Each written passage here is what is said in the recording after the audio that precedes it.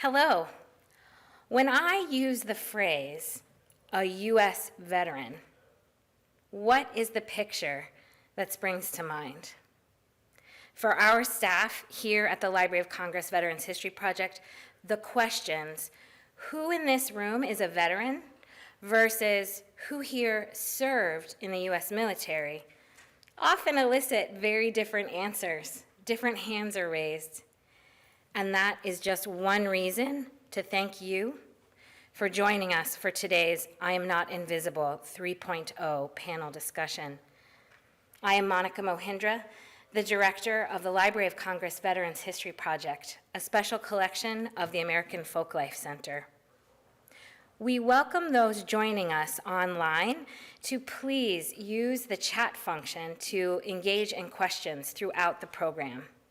To those joining us in person, it is our honor to have you here in the beautiful Jefferson Building of the Library of Congress. Thank you for joining us today. For over 20 years, the Veterans History Project has been collecting, preserving, and making accessible, discoverable, the firsthand recollections of our nation's veterans. To date, we have amassed over 112 individual recollections of veterans from World War I through the more recent conflicts and peacekeeping missions, those who wore the uniform. The memories in this archive represent an impressive achievement and are an enriching source for a greater understanding of our collective history. Each account is as unique as the individual who offered to share their experiences.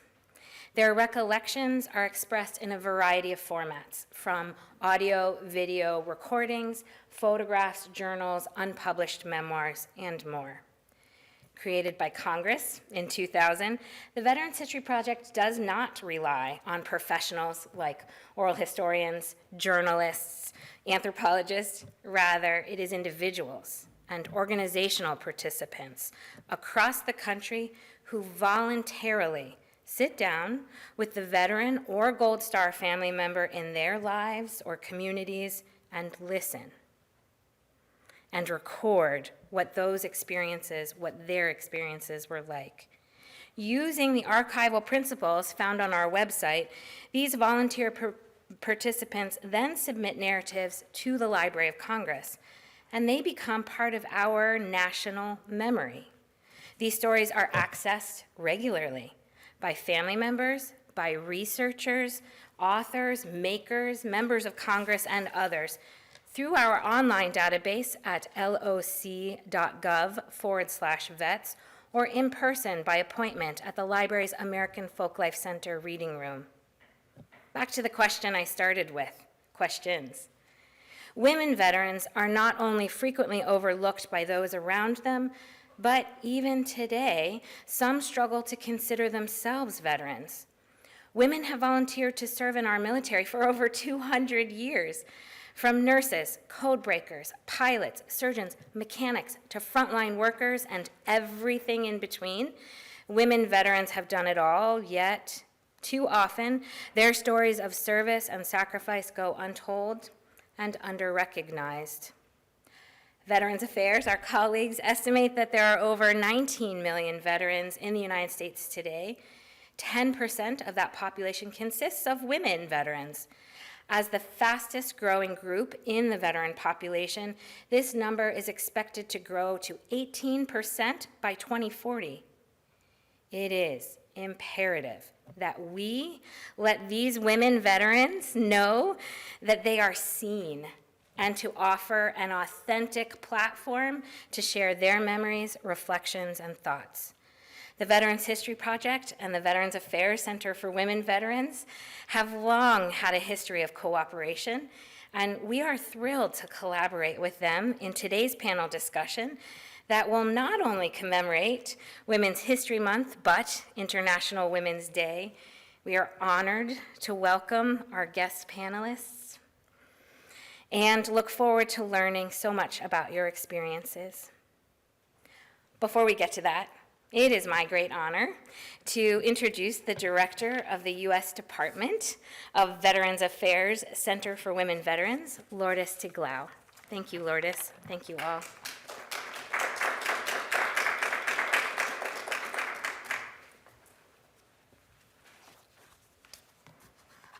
Thank you so much, Monica, for the kind welcome and the warm, warm words. We're equally as enthusiastic in this meaningful collaboration, and especially today to learn more from these incredible women seated before me. The Center for Women Veterans is proud to partner with the Library of Congress in this campaign, and the women serving at the center, both veterans and family members, are proud to serve our sister veterans. Our center's mission is threefold: to monitor and coordinate VA's administration of healthcare benefits, services, and program for women veterans, to serve as an advocate for cultural transformation, both internally and externally, and to raise awareness of everyone's responsibility to treat women veterans with dignity and respect. Portland, 2017. Then Oregon Women Veterans Coordinator and Army veteran Elizabeth Estabrooks had a vision to bring awareness to women veterans' barriers and challenges in accessing health care and benefits and other services. And that was brought to life through the I Am Not Invisible campaign. 2018, VA Center for Women Veterans adopted the program and has since crossed 50 states, 74 cities, the District of Columbia, Puerto Rico, and 28 Native American and Alaska Native nations, capturing more than 3,200 photos and women veteran images. 3,200. For the I Am Not Invisible campaign, or INE, 2018 was only the beginning. December 2020, IANI 2.0 kicked off. The goal? To change the culture of gender-based harassment by strategically placing these images in VA medical facilities. By seeing themselves reflected, we wanted women veterans to feel welcome in their own spaces and normalize for everyone to see women as veterans too. After all, women have been serving since the Revolutionary War. IANI 3.0 saw the campaign's mission evolve to providing women veterans a prominent and enduring platform to share their thoughts, reflections, and life stories through the Library of Congress's Veterans History Project. Each woman veteran who participates experiences it differently, each carrying something away, letting something go, but almost always coming away with their head lifted up just a little bit higher, standing just a little straighter. The center uses the campaign as a vehicle to share our message of unity, support, and empowerment with as many women veterans as possible. In just a moment, we'll hear from 3 women who participated in VA's I Am Not Invisible campaign and the Veterans History Project. We'll hear about their experience participating in both campaigns, their military service, and part of their life stories. But first, I'd like to welcome a few guests. To kick us off and introduce today's panel, it gives me absolute pleasure to introduce the Honorable Dennis McDonough. Before coming to VA, he served as the 26th White House Chief of Staff and as Principal Deputy National Security Advisor. He believes deeply, as he testified to Congress, that there is no more sacred obligation, no noble undertaking, than to uphold our promises to our veterans, whether they come home decades ago or days ago. Please join me in welcoming the 11th Secretary of Veterans Affairs, Dennis McDonough. Lourdes, Monica, thanks for inviting me to be part of the Library of Congress Veterans History Project and VA Center for Women Veterans I Am Not Invisible campaign 3.0. I am honored to join Representative Brownlee, Representative Bost, and all of you in celebrating women veterans. You know, women have been defending our freedom since the Revolutionary War. And in their stories, we find inspirational examples of courage, unwavering service, and immense sacrifices for this country. Yet, for far too long, many women veterans have felt that their service didn't matter. For far too long, many women veterans have felt like their voices weren't being heard.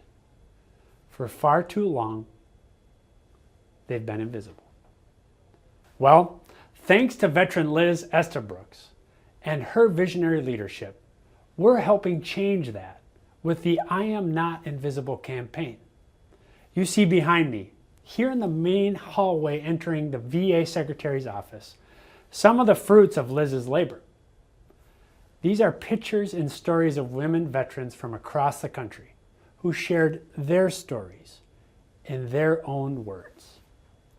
Their pictures and stories remind us that we owe our freedom to the sacrifices of these women and millions of other women veterans just like them. The campaign is a great way for women veterans across the country to share their stories in their own words. And I'm told participating can be an uplifting, transformational, even healing experience for women veterans themselves. Later today, veteran Robin Fortner will tell you about how her participation in this effort inspired her advocacy for women veterans. Veteran Sheila Kensinger Clark will tell you how it helped her become more connected to her Native American heritage. And you'll also hear from veteran Suzanne Brick. Suzanne will tell you how honored she felt to be seen as a woman veteran participating in the I Am Not Invisible campaign. I was going to be visible, she said. I was proud of me. All women veterans should feel that kind of pride that these veterans feel. And we should encourage them to tell their stories. More than that, we should be honored to hear their stories. These stories of women veterans, from women veterans, are a gift to yourselves, to your families, to students and historians, to this country. Because they show all of us how you contributed to something greater. And they help us learn about the enormous sacrifices of so many women veterans like yourselves. You know, World War II veteran Lieutenant Anne Brem once encouraged her fellow veterans to let the generations know that women in uniform also guaranteed their freedom, that our resolve was as great as the brave men who stood among us.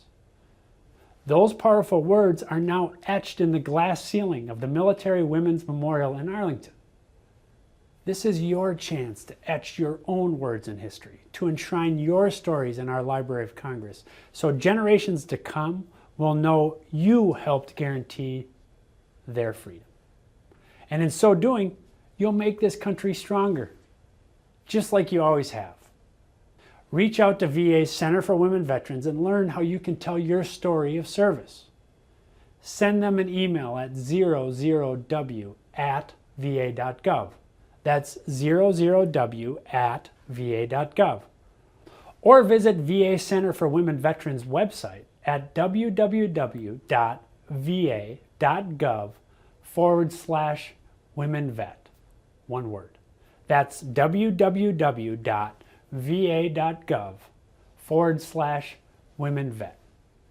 Women veterans, you are not invisible. We see you. We appreciate you. We thank you. And may God bless you. And may God bless our troops, our veterans, their families, caregivers, and survivors. And may we always give all of them our very best. Hello, I'm Congresswoman Julia Brownlee.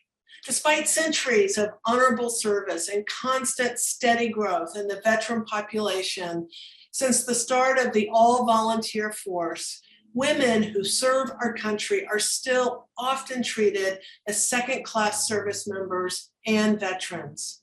Their service is often overlooked and underappreciated, leading many women veterans to feel unheard and unseen. Hearing the stories of women veterans firsthand helps us better understand the challenges they face, the communities they represent, and address the issues that they are facing. As chair of the House Veteran Affairs Health Subcommittee, I founded the Women's Veterans Task Force to give a voice to the women veterans community and acknowledge their invaluable service to our country. In fact, through broad bipartisan support, Congress passed the Deborah Sampson Act, the most comprehensive women veterans legislation in over a decade. This banner accomplishment for the Women's Veterans Task Force, the bill will help address the inequities and barriers that women veterans face when accessing VA care and benefits. I introduced the Deborah Sampson Act in honor of the service of women veterans and to address the barriers that women veterans still face today. The Deborah Sampson Act recognizes women veterans by ensuring inclusivity and equitable access to resources, benefits, and services. But more importantly, it sent the message to America's women veterans that we hear you, we see you, and we thank you for your service. That is why I'm so proud to join the Library of Congress Veterans History Project and VA Center for Women Veterans in their efforts to showcase our nation's women veterans, their service and sacrifice, and their tremendous contributions to the rich history of our country. Through the Veterans History Project and the I Am Not Invisible campaign, volunteers have recorded the stories, memories, and reflections of women veterans like Major Charity Adams Early, who served as commander to the first and only all-female and all-Black Army unit. Lieutenant Colonel Marisol Chalice, who is the first Latina Black Hawk helicopter pilot. Michelin Bigman, an Army veteran and founder of the Native American Women Warriors Organization. And women veterans like my constituent, Josette Wingo, a gunnery instructor during World War II. This Women's History Month, let us celebrate America's women veterans. Let us continue to uplift their voices and commemorate their significant role in our nation's story.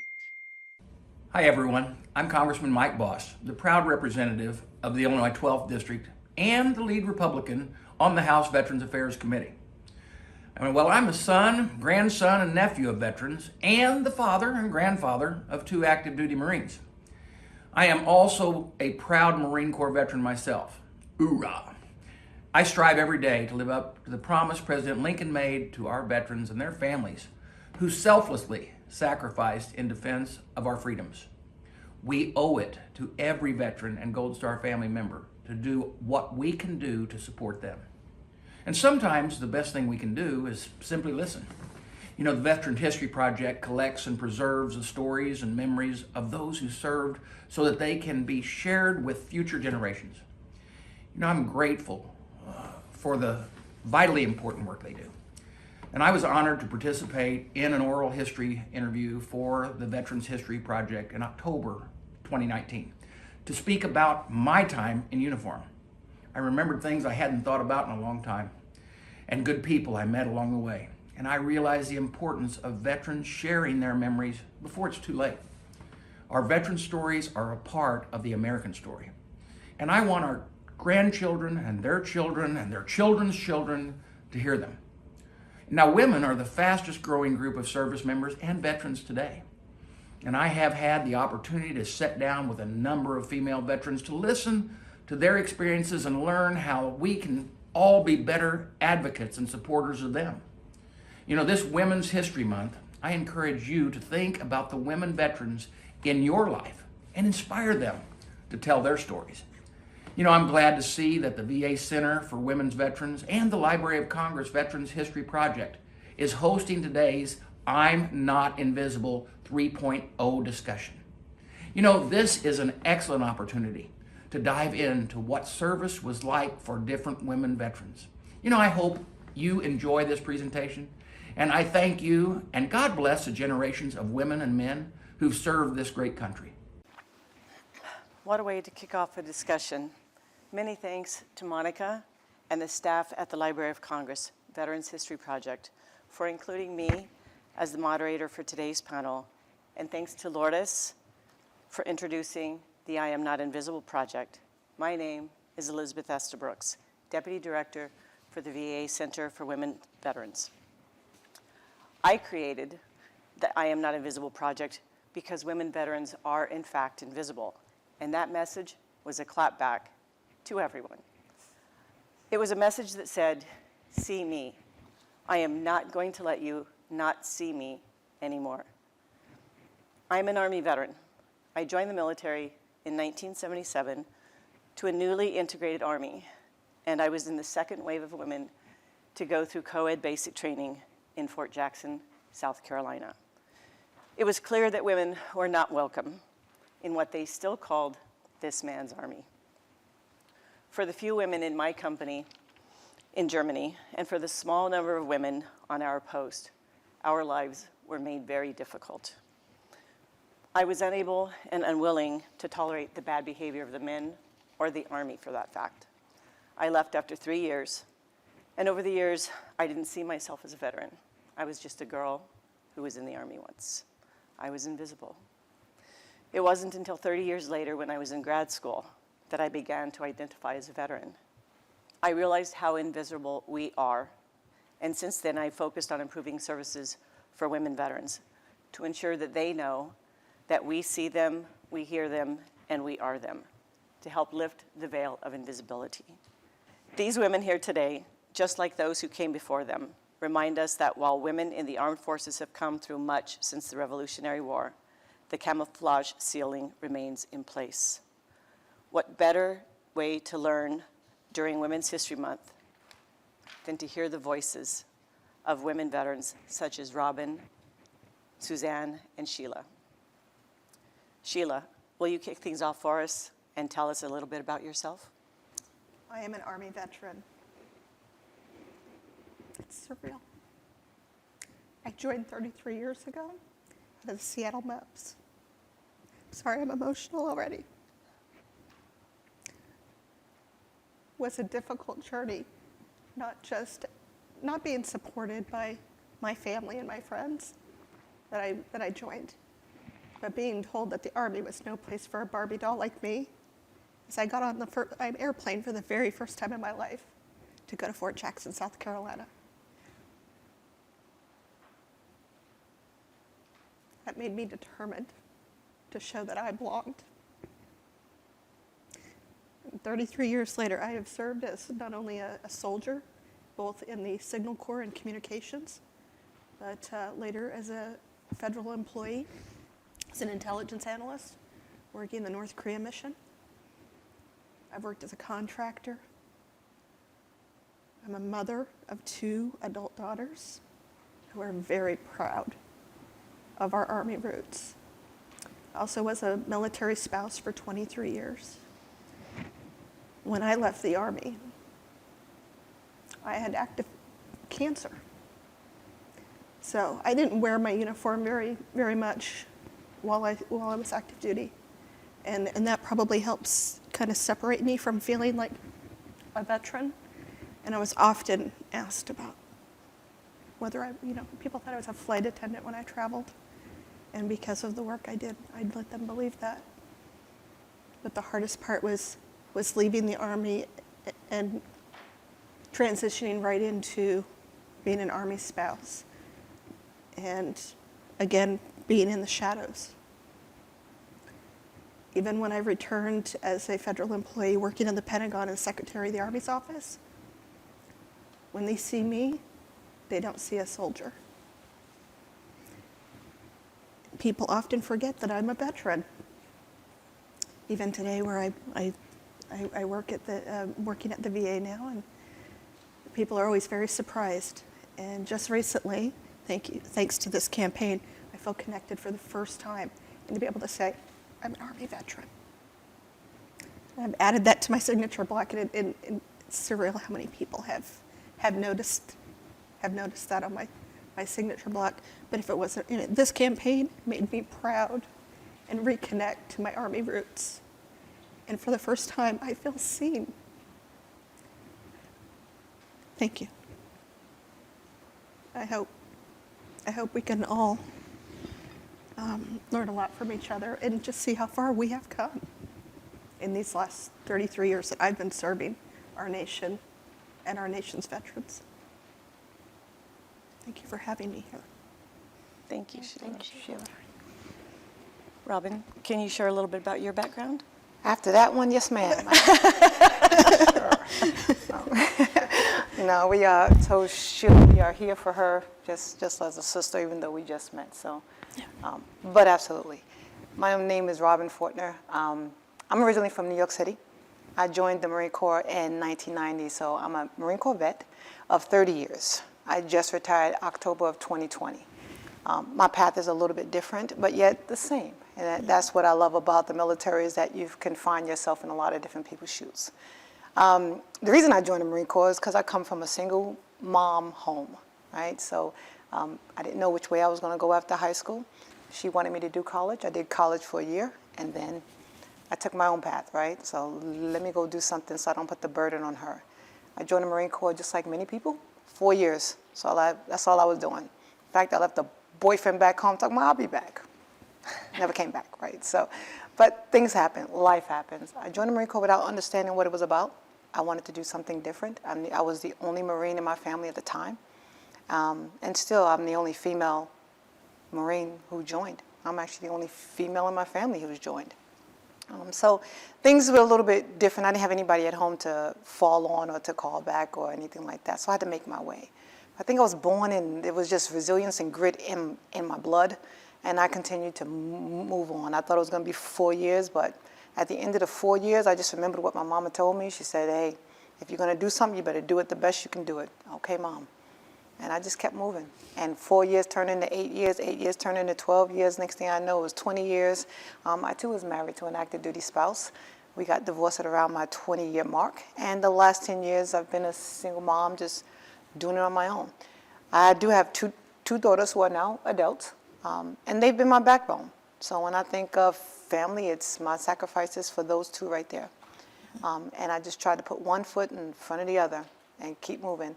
I look back and what this campaign has done for me is that you don't really understand all your accomplishments till you really start thinking about them, right? Like, wow, I did that, right?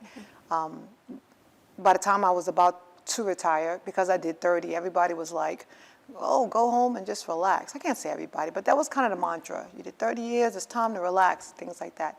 And yet I couldn't do that, right? So it's still, you look for ways to do things like this or to be a part of different things for veterans because it's important to me. I've watched the Marine Corps grow. I've watched women in the Marine Corps grow.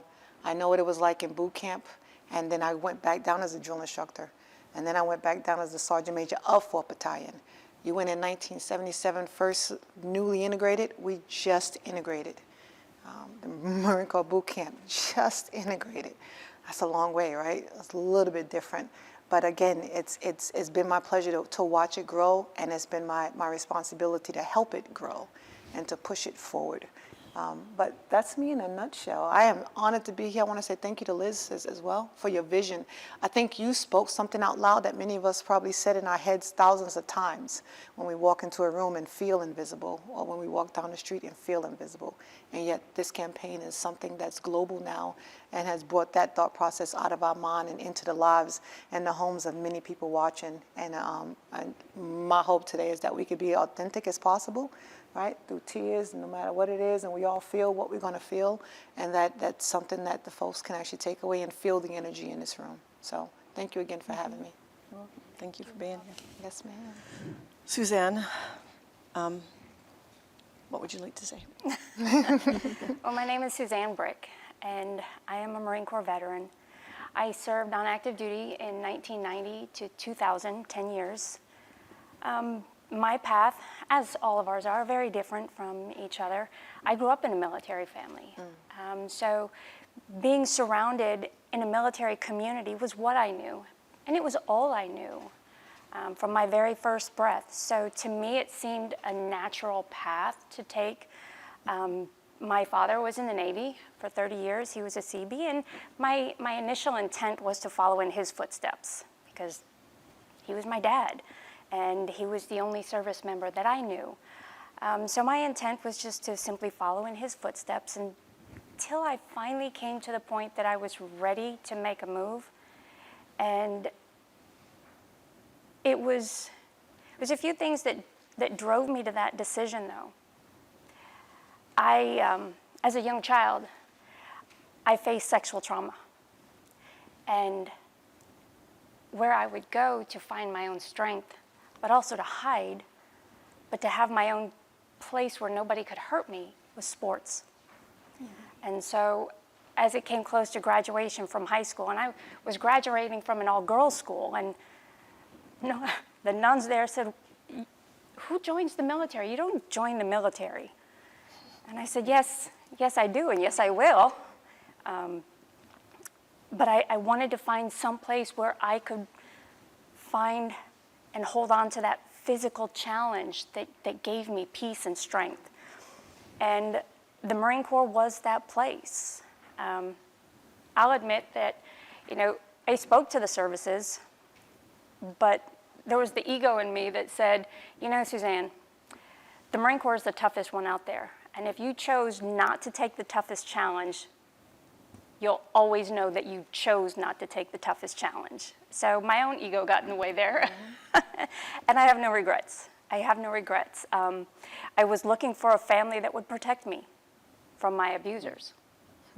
I was looking for a place where I could be strong on my own, where I could just be my own person. And the Marine Corps gave me that. I remember in boot camp learning to climb the rope. And one of my drill instructors, they were very patient with us in teaching each one of us how to climb a rope. And of course, we're all just trying to jump on a rope and shimmy up, and we're not getting but maybe an inch off the ground.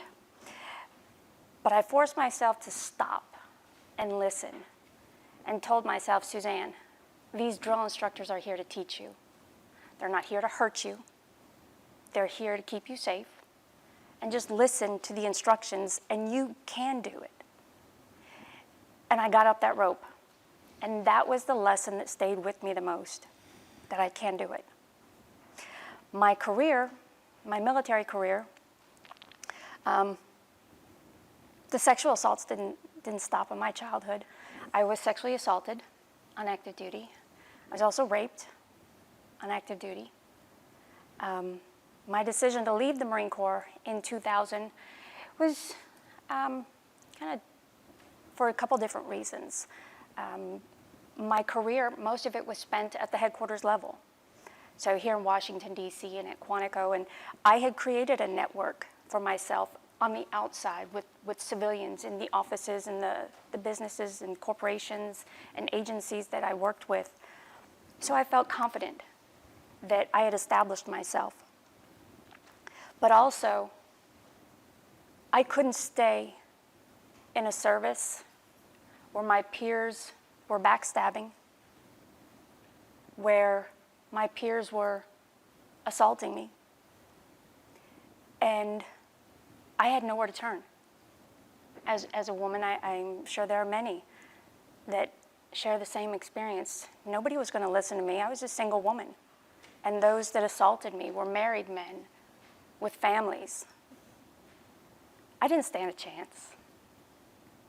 And so I decided to take a chance on myself and walk away from a military community that I had known since my very first breath.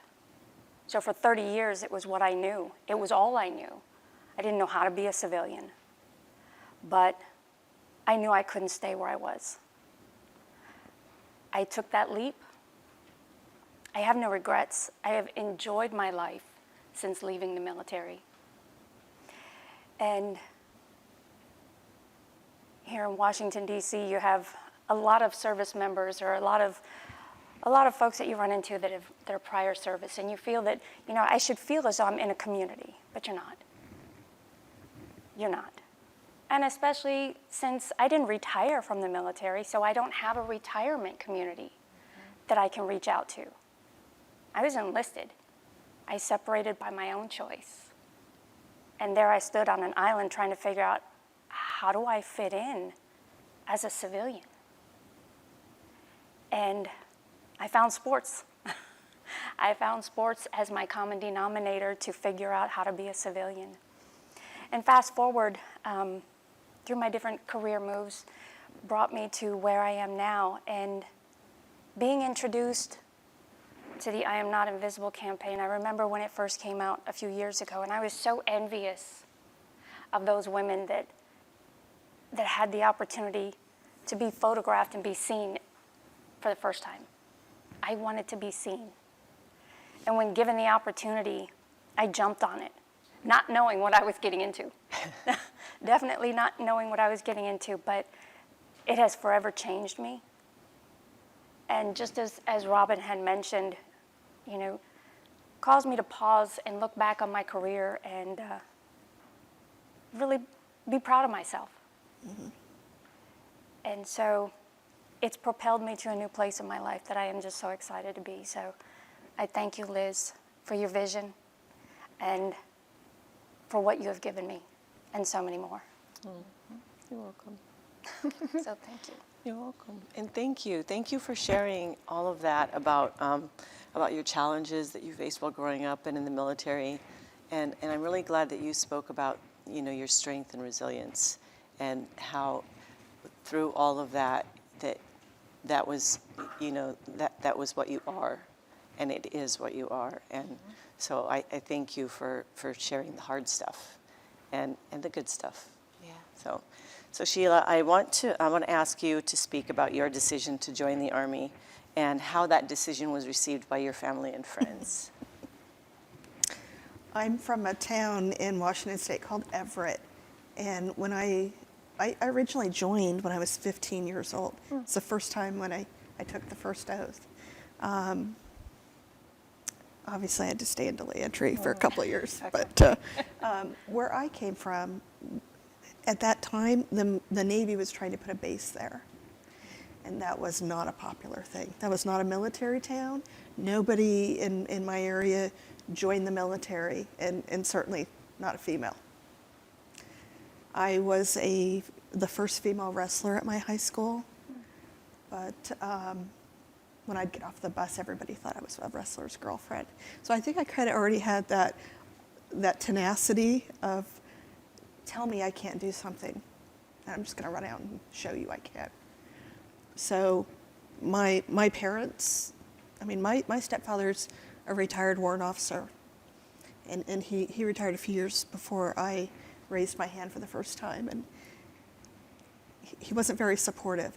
His stepsons joined the Army, and he was very proud, but again, he told me the Army was no place for a Barbie doll like me, and he ate those words 3 years later. But and my mother, she hadn't been exposed to military life. She had no idea. All she knew is her baby was going to go far away and do something dangerous, and it was just very unknown to her. So my family wanted me to stay close. They wanted me to go work for Microsoft or Boeing or, you know, something close to home like everyone else. But again, I wanted to go jump from perfectly good airplanes. Mind you, I never had been on a plane, let alone jump from one. But I got that in my contract, and I said, you know, like Robin, I was raised by a single teenage mother who did not have family. Her parents had both passed, and there wasn't a lot of money at home. There were 4 teenagers and a brand new baby in the house. And I said, well, you know, my guidance counselor told me, honey, you probably shouldn't go to college. And I'm like, well, what do I do now? Right? Again, I was determined. Tell me don't go to college. I don't have money for college. Guess what? The military will give me money for college, and they're going to let me jump out of these planes. It's kind of cool. Again, my friends, they all thought I was crazy. And I'd say, I joined the Army, and they're like, you did what? It wasn't popular. People were taking bets that I was going to back out, even as I was going to the airport with my family to get on the plane. It may not have been a popular thing for somebody like me to raise their hand and put that uniform on, but it's one of the proudest things I've ever done.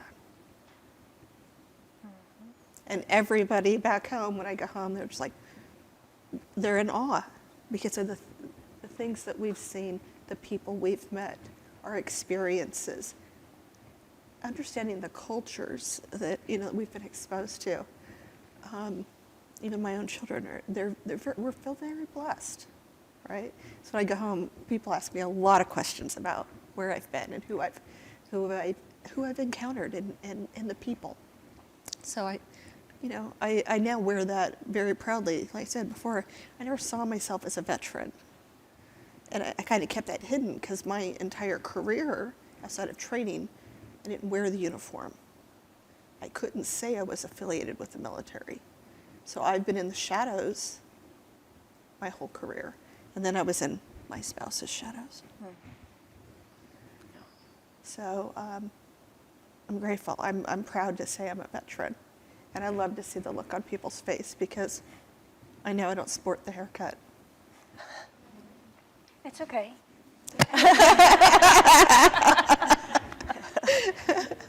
Thank you. Robin, while serving on the active duty, you took on a dynamic role in preserving the legacy of female Marines, women Marines, through 2 monumental ceremonies celebrating 70 years of women Marines with nearly half that time as a Marine yourself. Can you explain a few takeaways you learned and why preserving these legacies was of importance to you? Oh, wow, Liz, yes. This was it was actually the 69th and the 70th anniversary, and most women know that around 1943, February 13th is kind of a historical day, right? Some don't know. I can't say everybody knows. I think every year we're teaching somebody that that's a historical day. Every year on Facebook. Every year on Facebook. I love Facebook. And I'm going to be honest, at the time, I didn't know it because that's not something we teach in boot camp. That's just not part of the history, but it should be. So this was down at 4th Battalion. 4th Battalion, for those who don't know, that's our, at the time it was segregated, but that's where all the women in the Marine Corps went for boot camp. The only place, Parris Island. And that was the female battalion. So I was the sergeant major at the time of that battalion. So that was actually a perfect spot to have it, right? What better spot to have a historical event? But my commanding officer is the one who thought about it. She's like, let's do something big it was the 69th at first. Let's do something big. All you have to do is tell a command sergeant major one thing. Got it, ma'am. Rolling, right? We out. And that's what we did. It was absolutely huge. We paired with the Women Marine Association, and globally we had women come in from all over, and we transformed that battalion to a historical museum. When you walked in, you felt like you was walking through time. And many people helped us out to get artifacts and things from World War I, World War II, because just like we said earlier, it was 69 years, but we've been serving since the Revolutionary War. So we wanted to show that at the same time. And it was phenomenal because, like many women, they had gotten out after 3 years, 2 years, 10 years. We had some on active duty, but many of the women there were veterans who had just gotten out. And to come back to the place where everybody goes through boot camp at was monumental for them. Monumental. So we had it set up. We did a big ceremony. We even took them through the squad bays. We put them online like you was back in boot camp. You know, they had to relive that just a little bit. Put some in the pit. You know, we had a little fun. Glad I wasn't with there. It. But with that, another thing we did that time for the 69th is we collected items to put in a time capsule. And it's funny you asked me that question now because this is the 10th year. So this will be the 79th anniversary. And our goal this summer is to go back and take that time capsule back out. But we wanted to capture history, capture a moment in time. So what that meant for us too, one thing I did, and this is why I love the Library of Congress and what we do here in this project, very juvenile, if you say. It was simply a computer, but we let the ladies sit down and just tell their stories. And we get to hear those stories this summer about things they said 10 years ago. But what caught me as an active duty sergeant major at the time, because when you're in the uniform, you don't realize the effect when you get out the uniform. You don't really understand it. You just don't. But to watch the ladies and how many, like the stories here, they had never told their story before, or some had never been back around their sisters again, or you know, everyone had a different take, right? But it was very rewarding from the outside in, just watching all of this transpire, just from a vision, right? Just to watch it all transpire, but what it meant to everybody there. So when I brought the active duty drill instructors alongside with the ones who have served before and stories are exchanging, you can see the camaraderie build up. You can see the love of just being a service member. And that was, it was an absolutely huge takeaway. And I mean, they're excited now to go back. And they're like, yeah, I remember that. And, you know, so they're excited now, it's churning, but you see it gather them up again, and where they can go back and be around someone who can understand the language, you know, someone who understands their plight, or maybe went through the same things. And for those of us who wasn't there then, I truly love sitting down listening to stories of those who've come before me, because things are different, and you're like, oh, wow. And sometimes it's things that we take for granted, and we don't realize how many people have paved the way before we got to where we're at. It makes you appreciate things that much more, that much more. So huge takeaway, and I'm excited to go back down again. I think it's important to do once a year. My Facebook page will blow up on February 13th, and I'm always trying to push it because it's huge for us to know about it. And I tell them this is not just, you know, women's history, this is military history, so that it's known around as well. Thanks for asking that question, Liz. Thank you. Wonderful. Thank you for answering. I love the answer. Thank you. I can't wait to see what comes up from that capsule. I just hope the capsule is still in place. I'm not saying we did a good job putting it in the ground, but it's in the ground. I know it's. Thank you. Praying, Lord, let it be recognizable.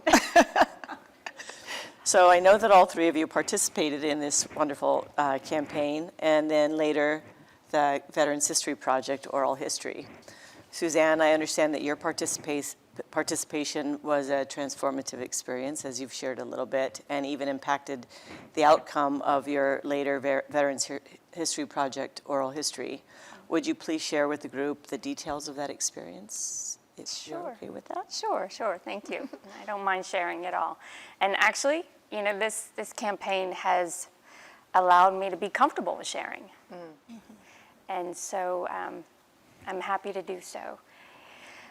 As I had previously mentioned, having gone through sexual trauma as a child, and again, while I was on active duty, and, you know, there were times even after I left active duty that I was still assaulted again in different situations. And when you've been assaulted or you encounter something of that nature, that traumatic, you hide yourself, you hide within yourself, trying not to be seen so that it doesn't happen again. And I just found myself continuing to do that throughout my entire life. And my career choice as an administrator, and most of my active duty years were assignments serving in offices behind great leaders, where you're in their shadow. You're just in their shadow. You don't have a voice. Nobody's asking your opinion. Nobody wants to know your thoughts. So professionally, I even made myself invisible.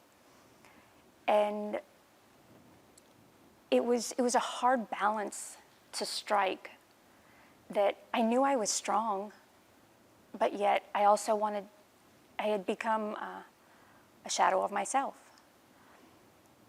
And I didn't know how to break free of that at all. And I had really just resigned myself to feeling that way.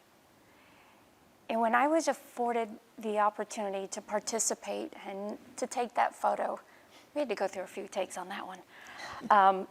Thank you, Jean Russell, for being patient. I found myself releasing layers and layers and layers of the shell that I had built up around myself, within myself, out of protection. And at that last photo, I broke down and cried.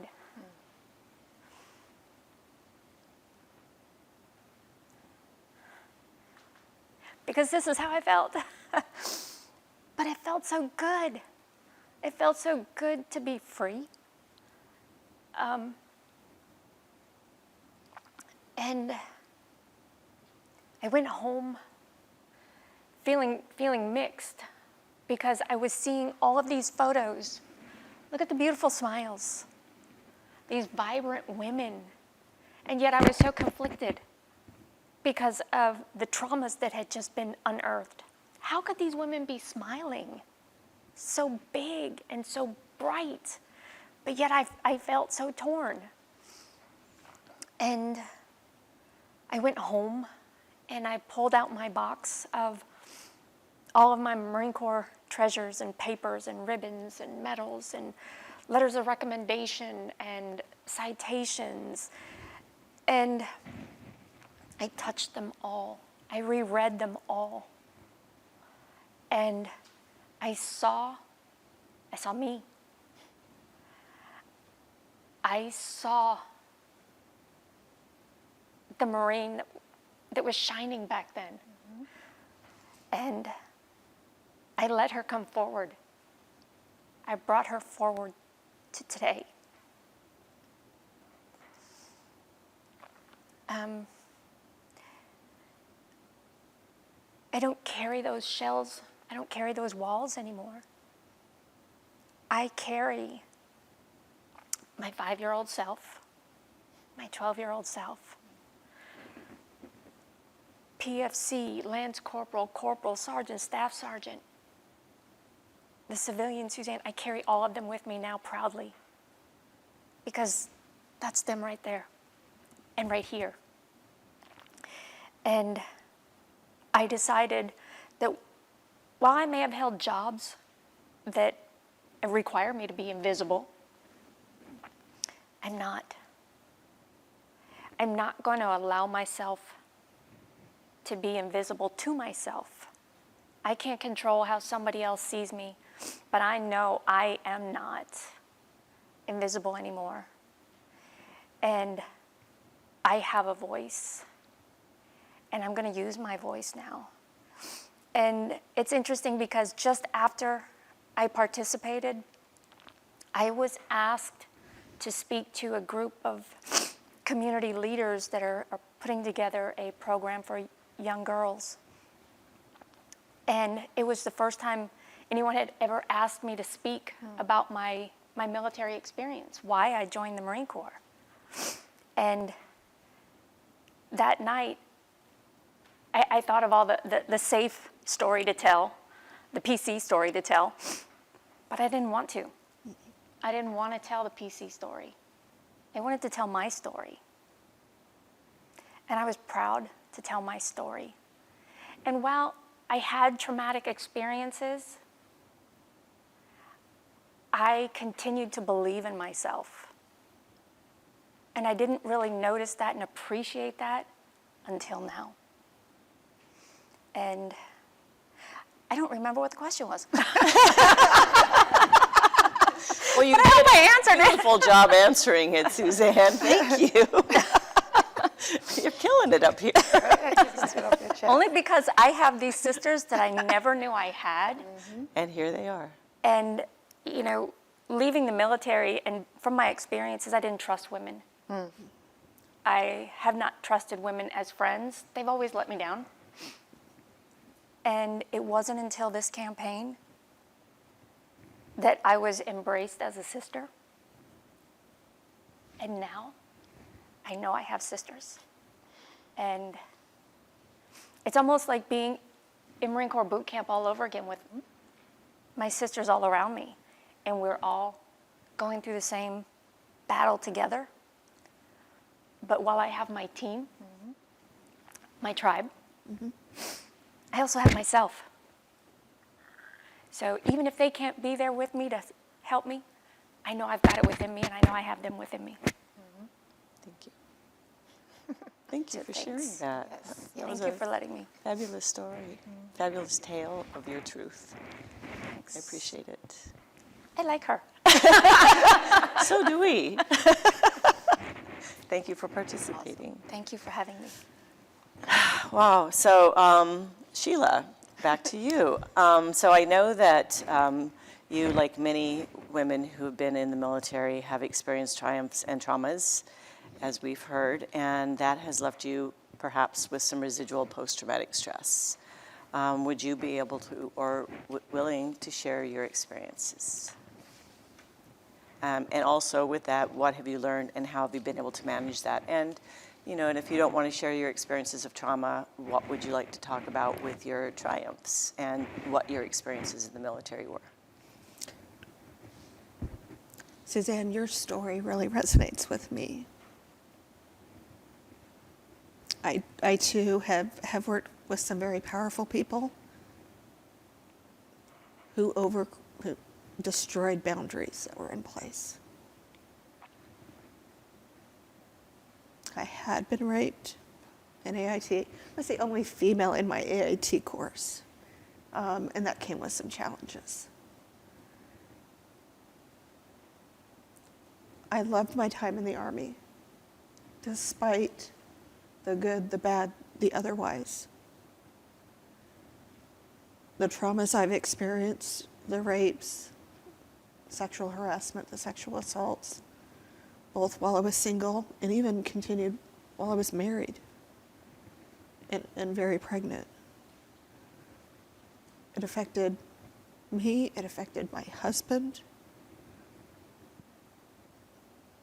And I believe trauma, I think you kind of come to a crossroads. You can take that trauma and you could try to make it into something more positive, or you can let it destroy you. And I think you guys have already figured out I'm pretty damn tenacious. I was determined that I wasn't going to let my trauma define me. And I wasn't going to let it destroy me either. I went through a lot of soul searching. When I got divorced about 6 years ago, I never faced my PTSD. I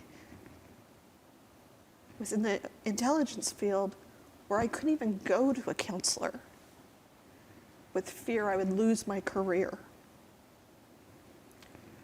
Unfortunately, when my marriage was ending in 2013, I had to face my trauma. I had to face what those effects had done to me.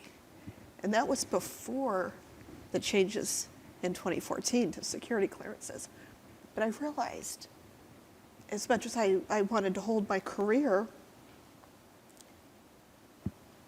I needed to find myself again. I needed to come to terms with that. So I did what I had to, and that was risk my career to survive my trauma and come to terms with it. Again, don't let it define who I am. Don't let it destroy me. I spent about 10 months off and on in a mental facility. People that know me are like, she's strong, and it shocked a lot of people. But again, I was going for broke because I had absolutely nothing to lose and everything to gain. I learned about the trauma. I confronted it. I learned how to cope with it. It doesn't mean that I'm better, or I shouldn't say better, but that I'm cured. I guess that's what I'm looking for. I'm better, but I'm not cured. And that's okay. It's made me who I am. I've been very open about that part of my journey, and I realized that it has helped many of my fellow veterans, not just female veterans, but male veterans. And I'm not ashamed of that anymore. It's who I am. It doesn't define who I am going to be moving forward.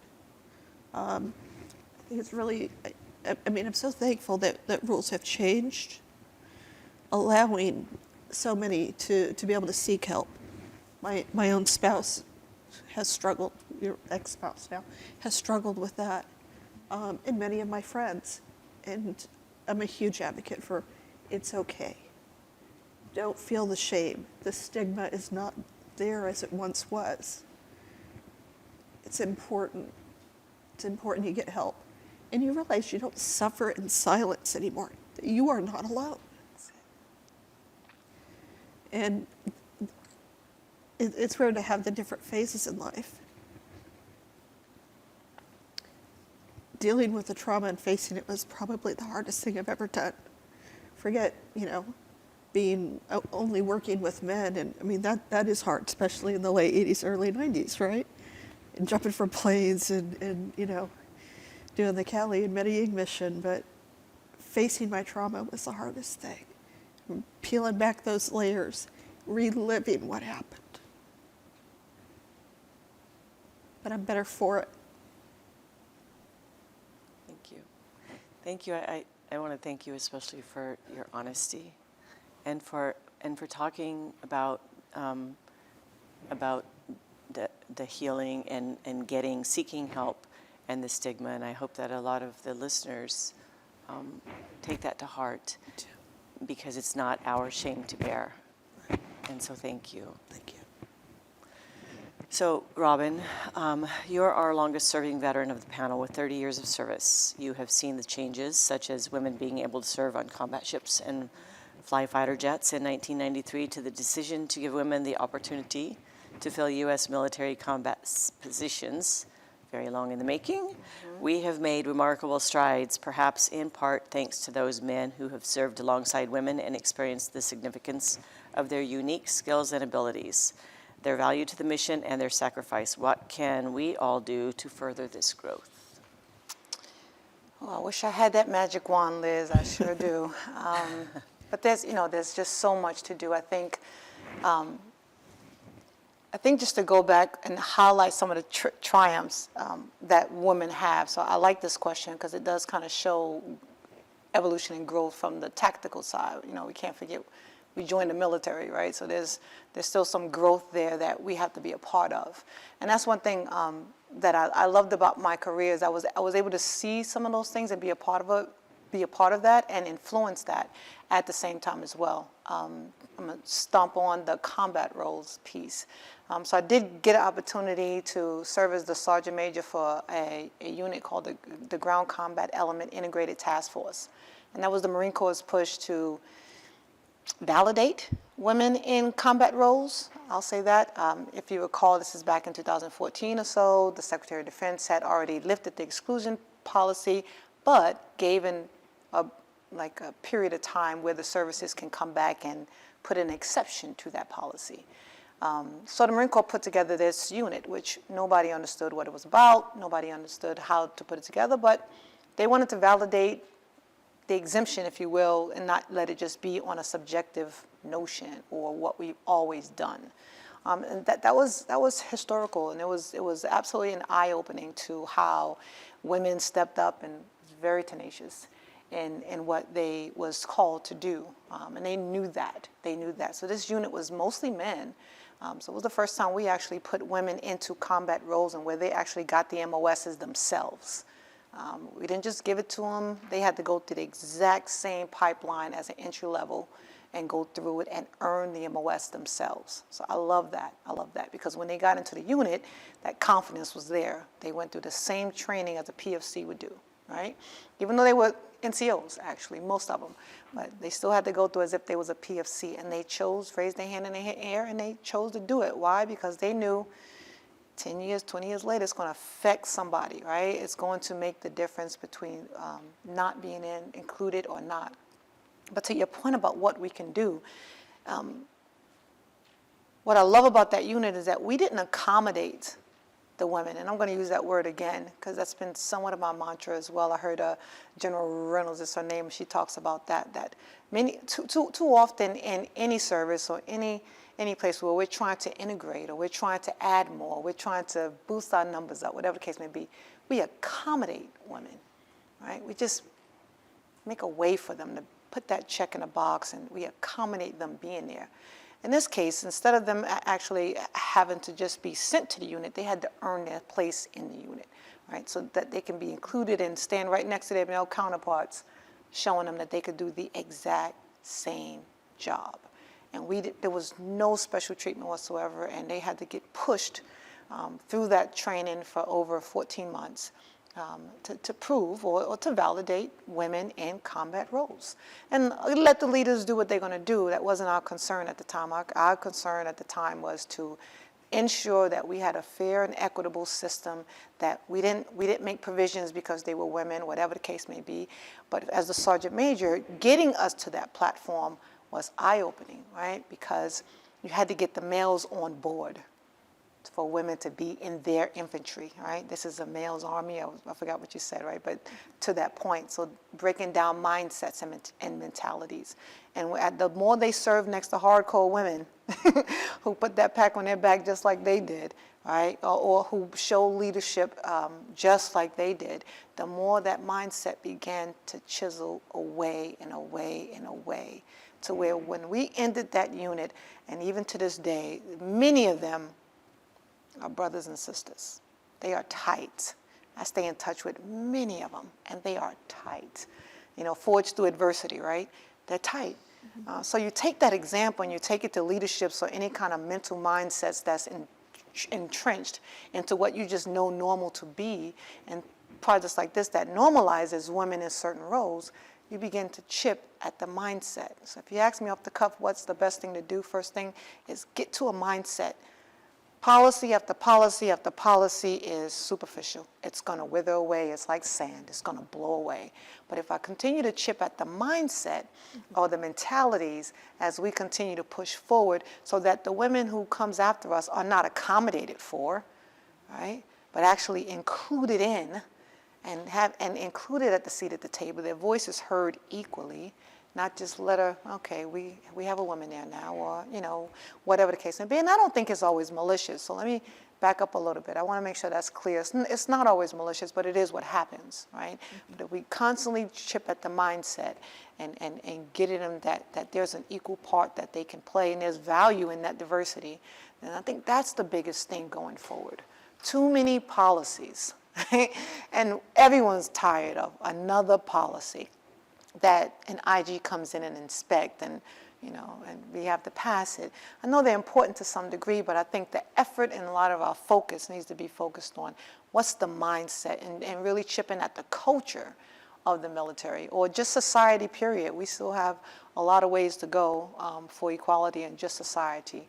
So again, this project serves as that, right? So whoever's listening, we can push it out as far as we can. These stories are not heard.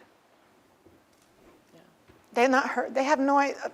Many don't really realize some of the trials and tribulations that it takes for a woman to even remain in uniform, right? Even to stay as long as I stayed, many people are tricked out for stories that they don't get to tell leaders, and they don't understand or know because they don't hear the stories.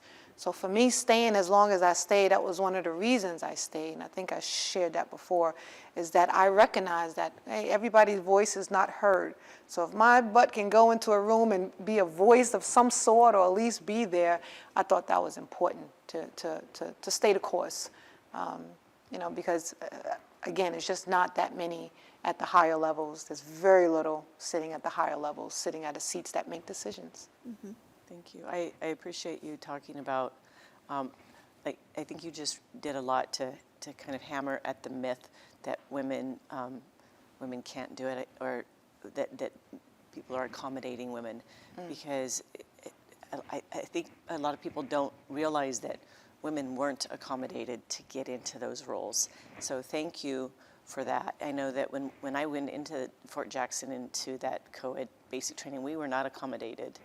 And there are a lot of people making assumptions still that women going into those were accommodated. So for all the listeners out there, thank you, Robin.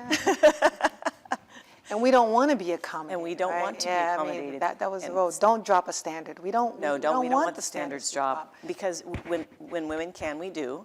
And study after study has proven, and we see it in the Olympics all the time, and in athletes, in athletes and in sports, women can do that work. So, on to the next. Suzanne, as Monica mentioned, many women who served in the military don't identify as veterans simply because they served in a support role. Why is it important for their story to be told and preserved as well? today's society, well, and I shouldn't start with today's society because that's not fair. Historically, women in support roles going back to the Revolutionary War, we did whatever we could to contribute. We did what our service, what our country asked us to do to make a difference, to be part of something greater. And the women that have come after me, the women that came before me that blazed trails, the women that came after me that have broken ceilings. I didn't blaze a trail. I didn't break a ceiling. I served my country. I did what the Marine Corps needed me to do in the role that they needed me to perform it at. And most of my career, like I said, was at a headquarters level, at senior leader level. And when people ask me, so what did you do in the Marine Corps? And well, I was an admin chief, and well, where did you serve? Were you deployed? I served in different roles, especially at the Pentagon, because similar to Sheila, I had a clearance that was needed. And so that's what the Marine Corps needed me to do. And many times I was the only service member in that office, or I was the only Marine. In one particular assignment, there was a representative from each of the services, and I was the Marine Corps representative. I was brand new in the Marine Corps, not even a year, actually not even 6 months. And there I was representing the entire Marine Corps. So when people came into the office, I was the only Marine they saw. So while I may not have broken a glass ceiling or blazed a trail, with all of the great work that was being done with task force that Robin had mentioned, and those that had taken place before, the men at the table may not have ever been around any of these women that have participated in these exceptional roles, but maybe they remembered me as the only woman Marine that they had seen. And how I carried myself and the job that I did, maybe that was their only point of reference. And so I didn't see myself as being a veteran that people understood just because I didn't go to combat. I wasn't in any spectacular role, but to me, my job was spectacular. And I'm proud of the positions that I held, the assignments that I had. They were very unique, that most Marines, most service members don't get the opportunity to do, and I treasure that. And it did take me a long time to say, you know what, I am a veteran. You know, you go to events and they ask for everybody in the room who's served in the military to stand up. Those were the only times I stood up. Because any other time, everybody automatically looked at men. And this campaign really helped me to bring out my veteran status. My veteran status. I am a veteran. And no matter what my job was, how big or small it may have been to someone or to anyone else, it was mine. And I'm proud of it.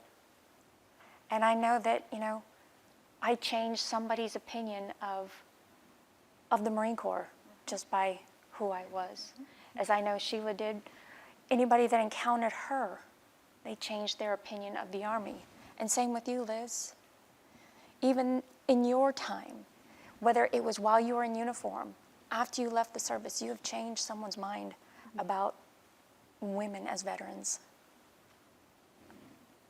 Yeah, thank you. Thank you. So let's all, I hope people stop, because sometimes we get caught up in that did you deploy idea, and that leaves out millions of people who've served. when we focus on the deployment instead of the service. So thank you. Robin, you recently transitioned out of the military and started your own consulting business. Can you speak to how you continue to link back to your woman veteran legacy through your work now? Oh yeah, so just as you said, I started a leadership consulting, but underneath that is a lot of speaking at the same time. So I do a lot of focus now on veteran events, if you will, not just women, but veteran events. The things I'm doing for women is the ones I talked about as far as the Women Marine Association. We're getting ready to go down there and lift up that time capsule. But a lot of focus has been because I tapped back into my network being recently retired. I was able to tap back into the network and they knew who I was. So I'm leveraging that contacts or those contacts to keep pushing the message, changing the narrative, right? So that's one of the things that I speak about is changing the narrative and the mindset of what a veteran's supposed to look like. Because, I think society has deemed what that looks like. I don't know if and I think it depends on where you come from. Do I have to wear a red hat with buttons all over it? Do I have to do that for you to know that I'm a veteran? Do I have to have a lot of tattoos? Do I have to? So just things like that. Everyone don't always know that we have served, and I think that's true for some men. Just listening to that piece of it, whether it's combat or not combat, there's still a big stigma about whether you deployed, and how proud you are of your service if you deployed or not. So that's changing the narrative of how important everybody's piece of the pie is. Everybody's piece of the pie, no matter which way, if you serve. I mean, we are a small portion of the military, no matter what service you're from, and yet the military has been going for a long time. Who you think pushed those papers all those years? It wasn't always women, right? We wasn't always free in the fight. So men do the same exact jobs. And that's something not to be ashamed of, is changing that narrative and standing tall. So appreciating that, because it takes some people a little bit of time to get out there. So I just got a call this morning. That's what I love to do, go out and say, being proud of your service, whether it's 2 years or 20 years, whether it's 20 years or 40 years. Everybody, 1% of America choose to serve, 1%. We are all small, elite, and should be proud of that. So that's huge for my business to actually push that narrative, but more from the speaker of me, which is what I just love to do, more from the speaker side. And then we also do women empowerment, so that kind of ties in veteran, women, and it just ties in. Wonderful, and of course we need I think to help, when it comes to women veteran empowerment in businesses, the fewer women of color and Black women in particular, having support and getting access to contracts and getting support for their businesses. So Liz, you on a whole nother panel. We talk all day on that subject. So whatever we can do to support you through the Center for Women Veterans. Yes, that's a whole other panel. Call me, Robin. Done. As far as the tattoos, some of us got that for you. So I got you. I will leverage. But this has been great. I kind of mentioned before, those who know me know I wear a mask. I talk about this mask sometimes because I actually got the mask for my family. But on one side of the mask is the Marine Corps emblem. On the other side of the mask is a Sergeant Major rank. And just what does a veteran look like? I believe we started this whole service like, who's a veteran in here, right? And everyone's not going to look the same.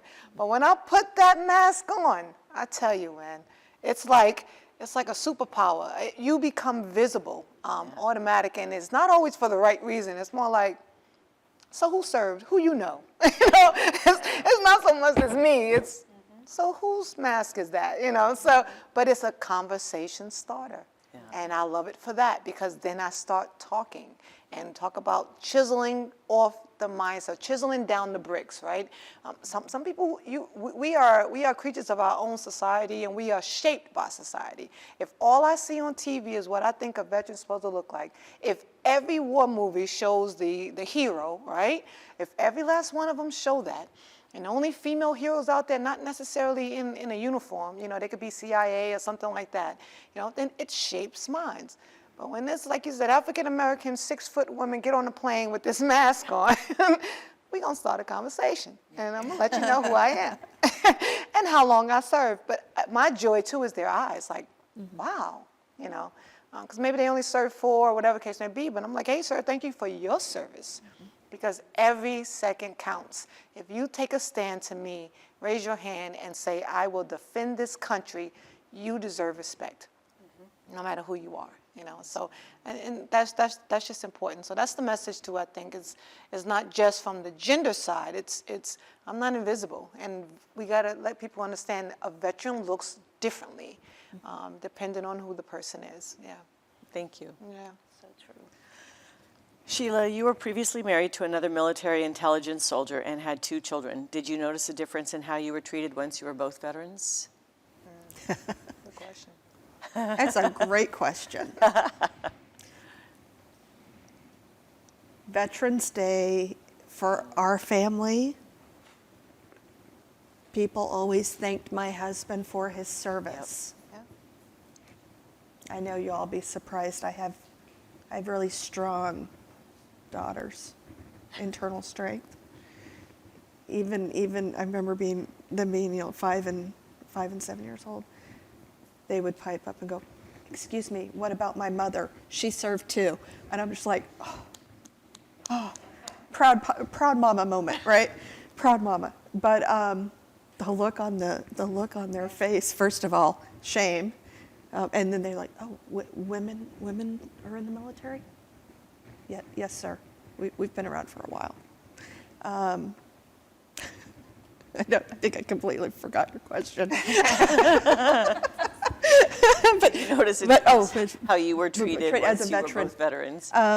So that story, I love that story about my daughters, and I've shared that a few times recently, because it just shows like from the mouths of babes, like they get it, right? And they wanted to make sure like that person didn't forget. That's right. We have more than one veteran in our household, but driving the car, and if you have anything that might indicate that you're affiliated with military, people always asked me about my husband's service. That always pained a little bit. Yeah. And it even in moving into the support role as a senior spouse, I mean, I don't know if I willingly took that role. I just moved right to it because I still wanted to care for my Army family, and his soldiers were mine. I'm still close to so many of them. But they didn't see me as a veteran. They just saw me as Mama Clark. I'm Mama. But I think people that see this, that know me, are probably going to be shocked to go, she's a veteran? Even today. And thank God for this campaign. Again, it's helped me reconnect and go, I am a veteran, and I'm proud I've served.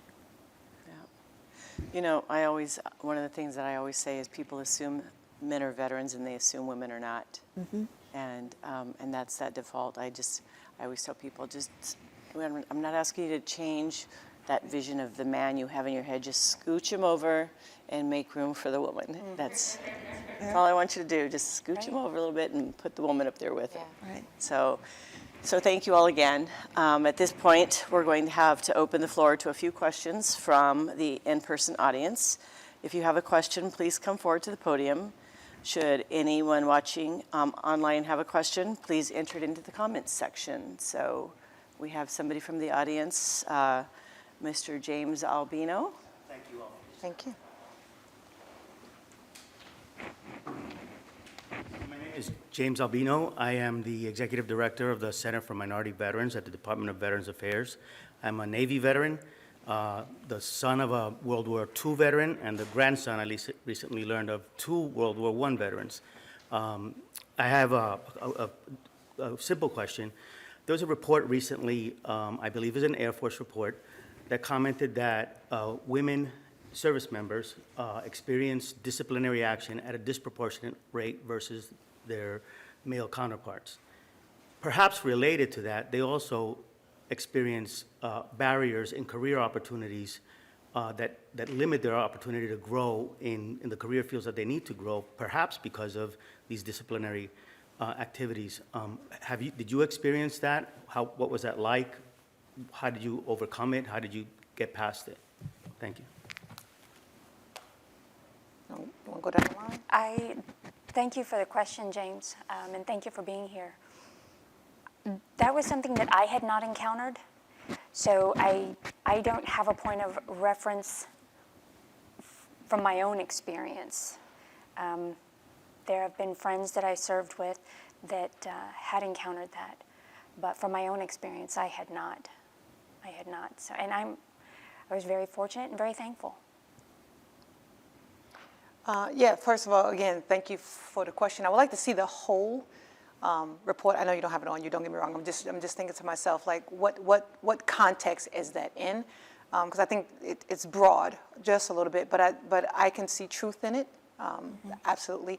I have not experienced the disciplinary piece on my own, don't get me wrong, but I do think I go back again to understanding, right? So we talked a lot about MST here, and if there's not a good understanding, these ladies who go through MST can also be victimized at the same time, or you know, there may be more push to one part of their actions that could be disciplinaried, and lose focus on the true issue, which is the MST.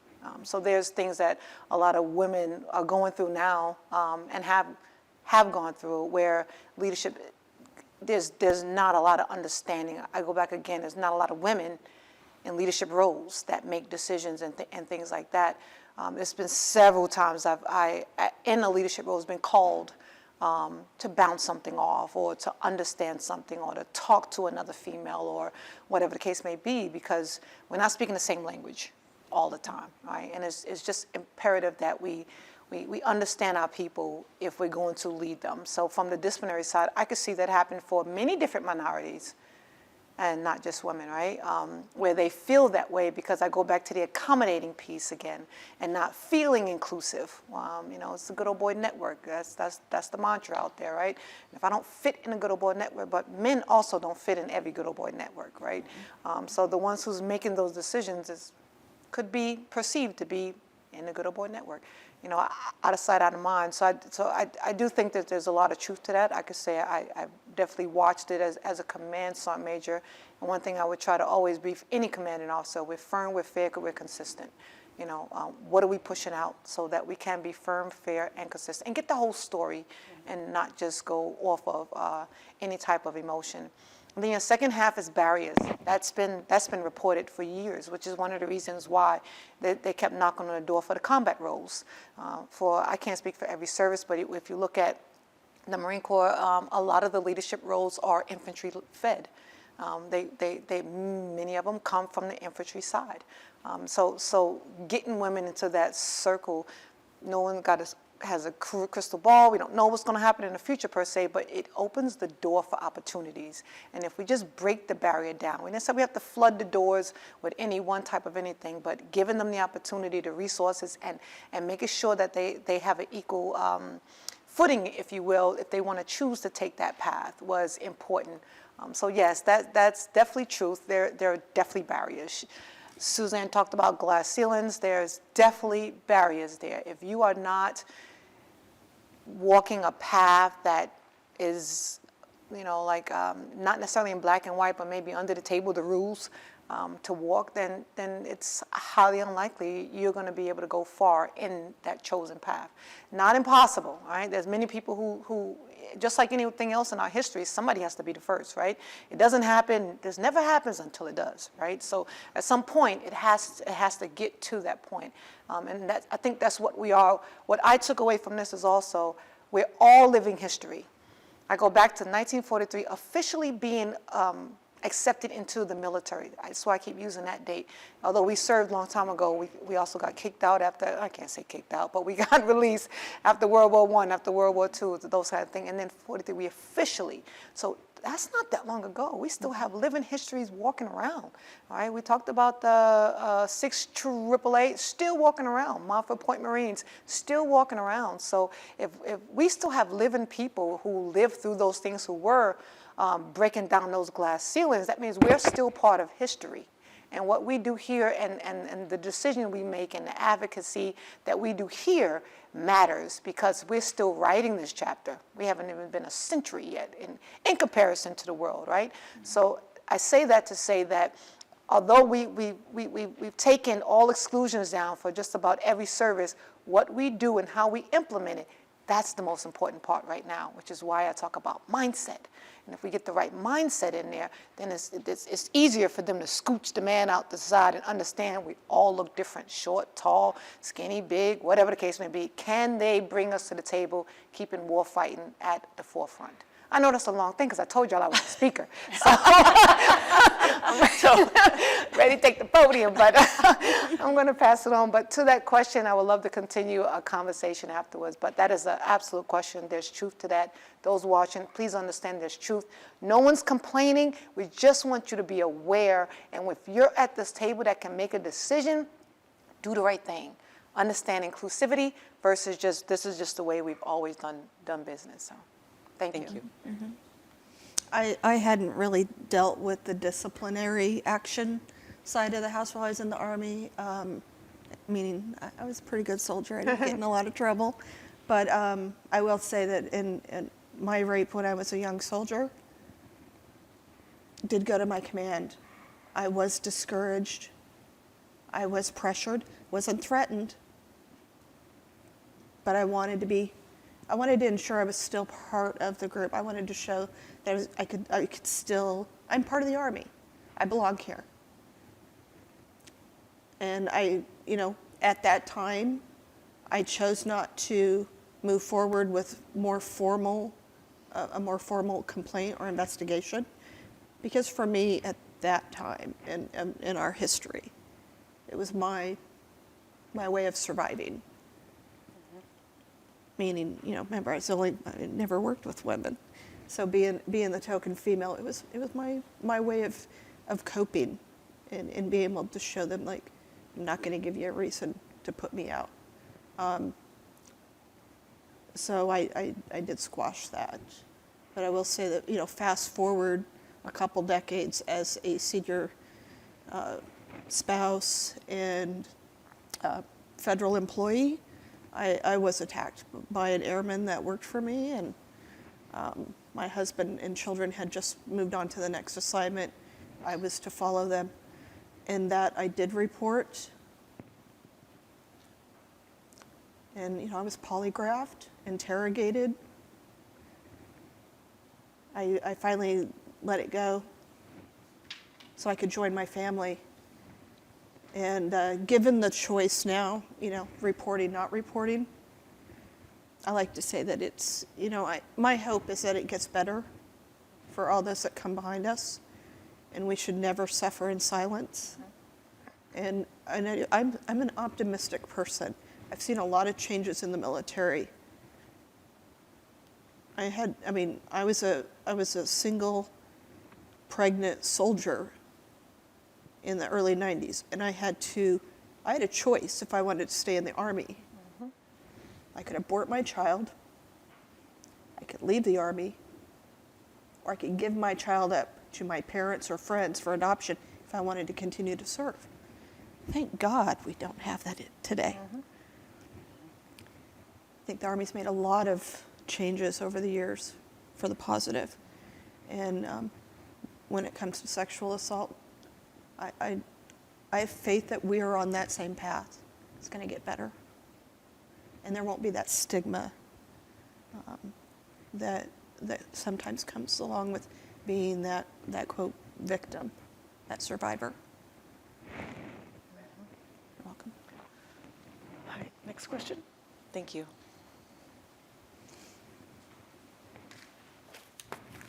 Thank you, ladies, for just sharing your story and coming out and letting one know.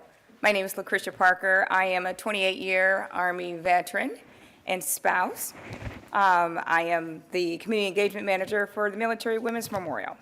So my question to you, ladies, are we putting more work in creating more opportunities and services specific to women, which are very critical and crucial, that we are unknowingly always separating ourselves from the larger population that we have been fighting to be equal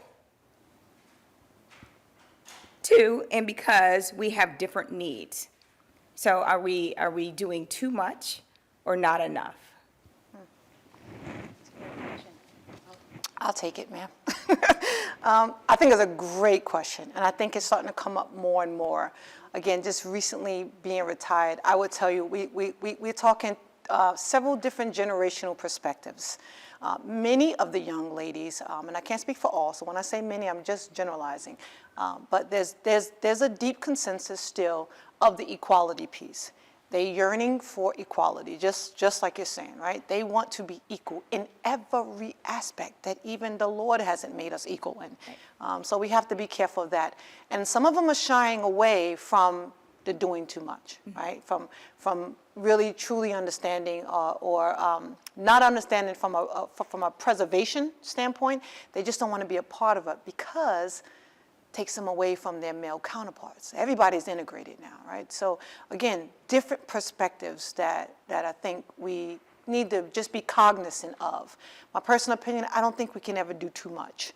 It's not about what we do, it's how we do it, and the way we go about doing it, right? I used to sit in a lot of different women, maybe speeches and events and things like that, and I always said, I was like, hey ladies, we know this stuff.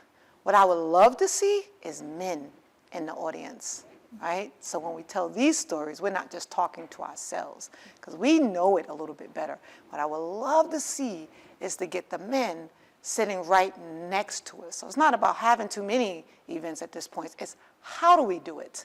And how, because right now, if we don't include them just as much as we want them to include us, they're going to feel like, let's practice what we preach. Again, not malicious. We have to be cognizant of it.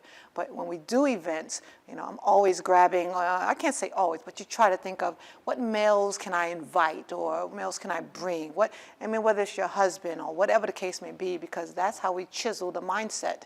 Otherwise, this become an elite group. And at the same time, they should still feel the sisterhood. How many times we done sat in, I felt brotherhood all day long, right? I don't hunt, but got on it. We talking about hunting. Teach me something. Incorporate yourself into what they're talking about at the same time. So, long way to just say my personal opinion. No, I don't think we're doing too much. But I do think we need to be cognizant of the perspectives that's out there, of the people that will benefit from this in all ways, from the senior ones who they want to preserve that. And how do we intertwine both or intersect both agendas? I want to preserve that, but I also need to understand that if I preserve this too strongly, then I'm not growing. If I stay here too long or too strongly, I'm not growing. So let me intertwine a lot of these younger perspectives, because the younger generations, they're a lot more about equality than we were, because they're living it just differently than we are. Just differently. Mm-hmm. I agree with you on that as well, Robin. I'd like to see more men a part of that conversation as well. And I actually just spoke to a friend of mine who's a retired Navy commander about this very topic. And, sometimes I think it might be a bit of a slippery slope. Mm-hmm. Obviously I want more opportunities for women, soldiers and veterans. That's what I am. Mm-hmm. But at what cost to them? I want them to be a part of that conversation. I want to be a part of, want them to have a say in that. I don't want that pendulum to go too far where we got to move it back. Mm-hmm. But, like he had told me, he goes, yeah, I was there when they were talking about putting women on subs. And I was really concerned about, ethically, I want that big, strong guy to close that hatch. And I'm like, I get it. But what I'm really proud of is he said, but you know what? I was wrong. Mm-hmm. Women do serve on subs now, for instance, right? Mm-hmm. And they do it well.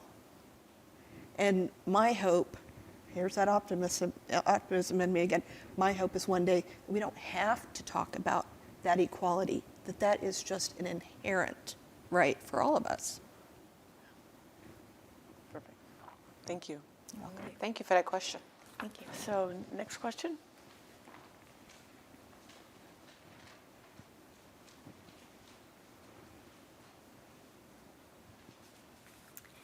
Ladies, I just want to thank you for your vulnerability, for your courage and your honesty in addressing all of us today. And I'm wondering, for you, having experienced the Veterans History Project and being a part of this I Am Not Invisible project, what will be the lasting impact on you? And what do you hope that the viewers will take away from this experience, having been able to hear your stories today? I'll let Sheila start. Okay. Well, first of all, Amy, thank you for your service Yes, thank you. and your continued service. The one thing I'd like to leave about this project, and has most impacted me, I mean, I don't know how many times I've said, I'm a veteran, I'm a veteran. I think I keep trying to convince myself that, get used to hearing that, but it has reconnected me to that young lady that put the uniform on. But it also connected me to my heritage. Like I mentioned, my mother recently passed.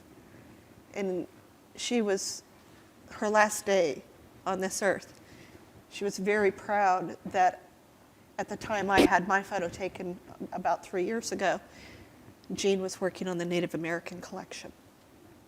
And I chose to be a part of that collection, honoring my mother, who was an elder in our tribe, but to also honor my tribe.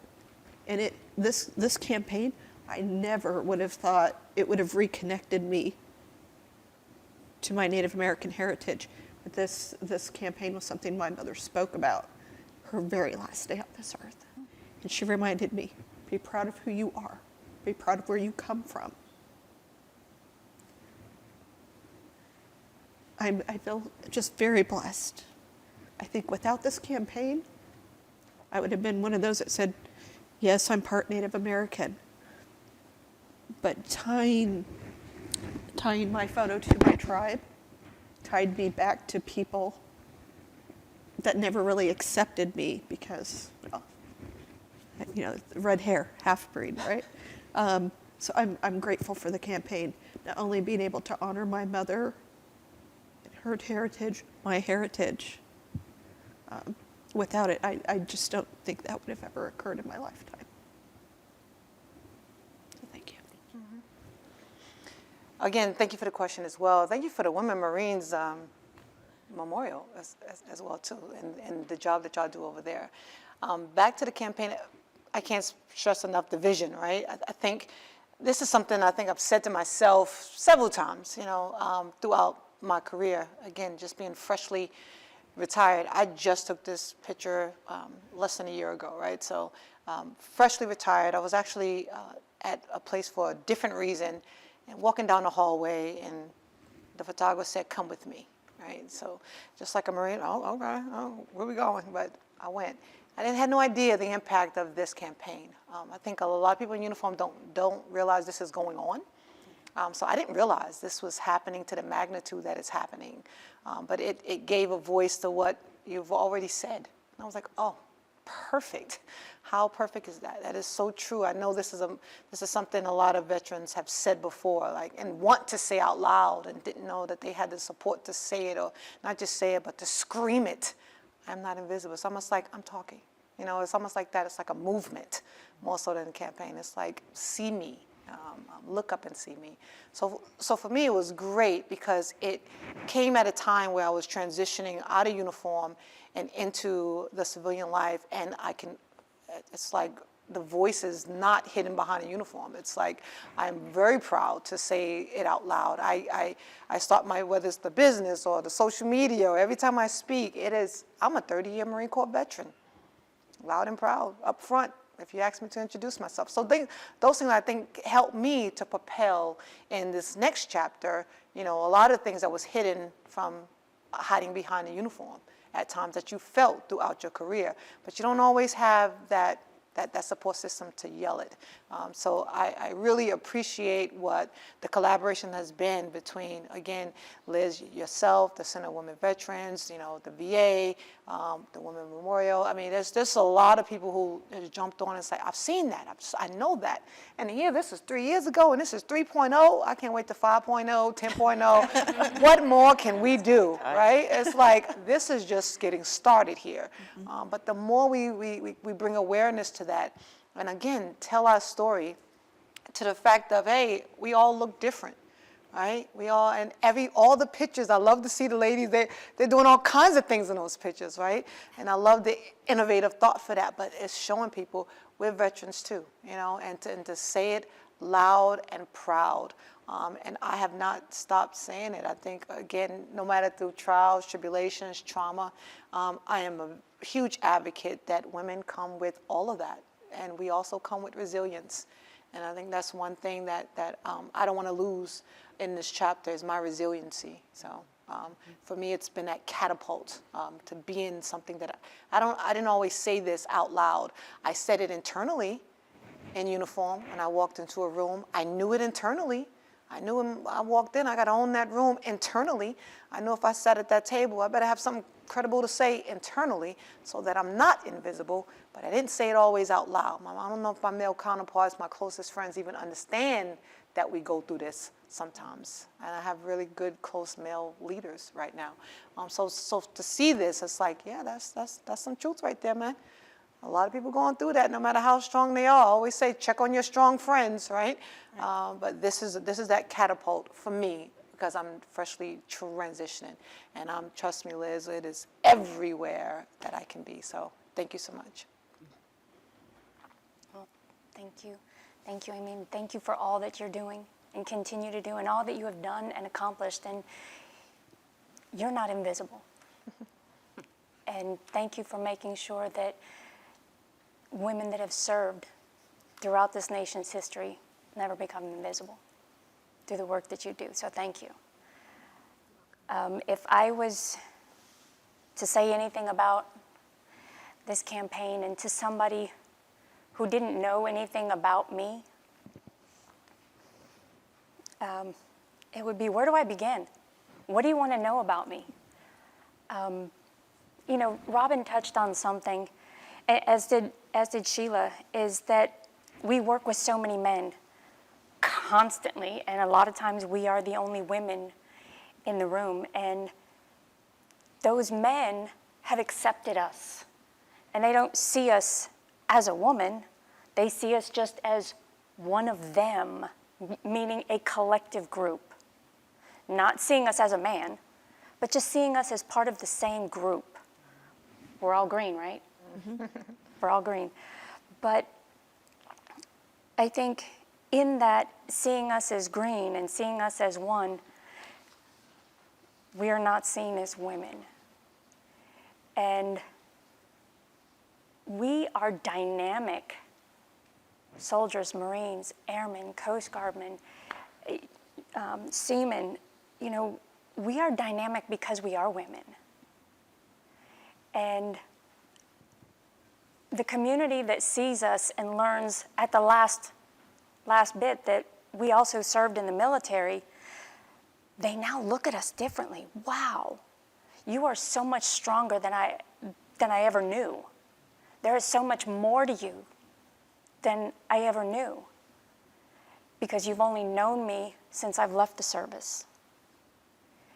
And so I appreciate that this campaign lets us be 100% dynamic and lets us shine because of it. And it reminds us to shine as mothers. I'm not a mother myself, except for, you know, I do have a 4-legged child. But so many times we fall back into roles, different roles that we stand in, and we forget the number one role that we were born into. And this is the number one role that we were born into, is to be these strong, dynamic women. And may we never forget it. That's what I always think of from now on. And I hope that answered the question. But that's what it leaves me Beautifully. with. Thank you so much.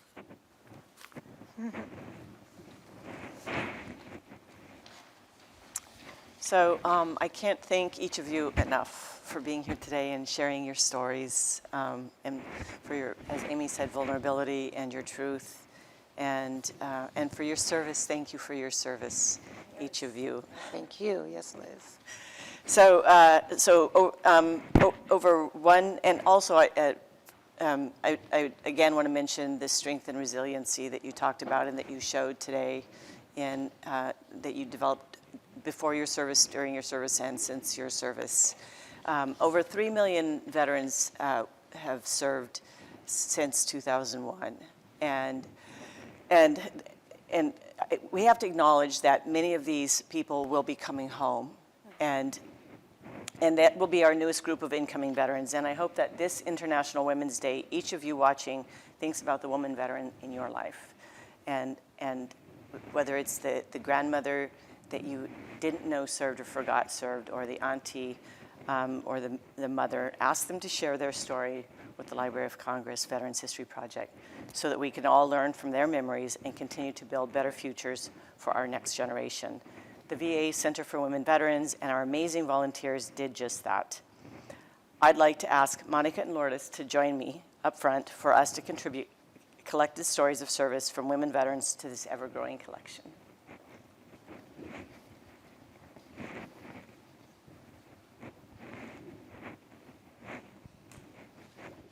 Have to be safe. Thank you. So we may never be able to absolutely repay the contributions that all of our veterans have done for us all throughout the years, ever since the Revolutionary War. However, through this project, we hope that we can genuinely honor and acknowledge their service and contributions. Today, we're going to be contributing these living touchstones to the Library of Congress as part of the Veterans History Project.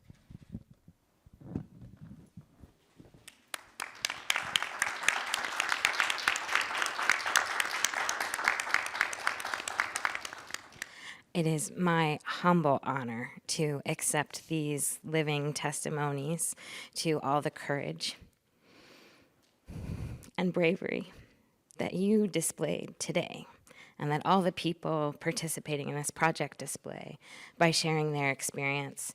I humbly accept these on behalf of the Library of Congress and of the American people and the users, those who will take advantage of these collections today and for future generations to come. We are so honored. Thank you for this contribution and for all the others that you'll be helping us bring in. Thank you.